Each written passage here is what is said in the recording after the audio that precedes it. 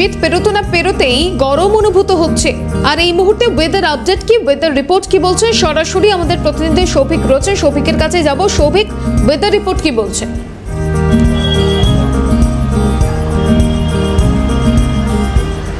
একদমই দেখো মাসুমা, যেমনটা তুমি বললে যে শীত পেরোতে না পেরোতেই কিন্তু ইতিমধ্যেই গরমের প্রবেশ হয়ে গিয়েছে। সেটা কিন্তু আমরা ফেব্রুয়ারি মাসের প্রায় দ্বিতীয় সপ্তাহ থেকেই দেখা শুরু করেছিলাম যে বেশ একটা অস্বস্তি কিন্তু ইতিমধ্যেই হতে শুরু করেছিল এবং যথেষ্টই কিন্তু গরমও পড়ে গিয়েছিল। এবং ফেব্রুয়ারি মাসের দ্বিতীয় সপ্তাহে সেই তাপমাত্রার পারদ প্রায় 20 থেকে 21 ডিগ্রির কাছাকাছি উঠে গিয়েছিল এবং তারপরে ফেব্রুয়ারি মাসের শেষের দিকে আবার কোথাও গিয়ে তাপমাত্রার পারদ কিছুটা নিম্নমুখী হলেও মার্চের একদম শুরুর থেকে, অর্থাৎ বসন্তের শুরু থেকেই কিন্তু এই যে তাপমাত্রার পারদ তা ঊর্ধ্বমুখী হতে শুরু করেছে এবং আগামী 2-3 দিনে এই তাপমাত্রার পারদ স্বাভাবিকের থেকে প্রায় 2 থেকে 3 ডিগ্রি আরও বৃদ্ধি পেতে চলেছে, এমনটা কিন্তু স্পষ্ট জানিয়ে দেওয়া হয়েছে হাওয়া অফিসের তরফ থেকে।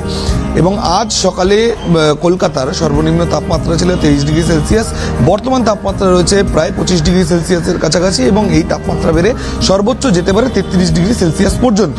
তবে বাতাসে আপেক্ষিক আর্দ্রতার পরিমাণ প্রায় 69% রয়েছে এবং 8 কিলোমিটার প্রতি ঘন্টা বেগে কিন্তু সকাল থেকে হাওয়া বইছে।